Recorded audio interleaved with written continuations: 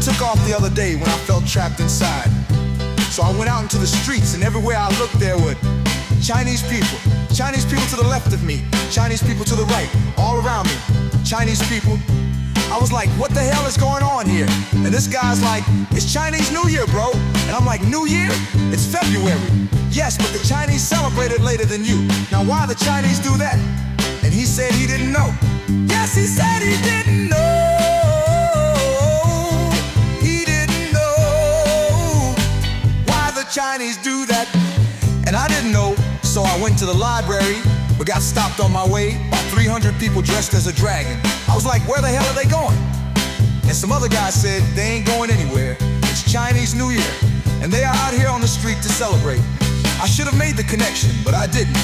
So I continued on to the library, where I asked the lady standing at the desk why the Chinese are celebrating New Year in February. But she just looked at me and said she didn't work there, but actually I think she just didn't know. No, she didn't know. She didn't know why the Chinese do that. Why the Chinese do that. Why the Chinese do that. Why the Chinese do that. I went back outside, and the dragon was taking a smoke break under some trees by the park. So I thought, now's my opportunity to learn something. And I went up to its third leg and asked the guy why he's dressed as a dragon's leg in February. February? He looked surprised, like the answer was meant to be obvious, then said, it's because it's Chinese New Year.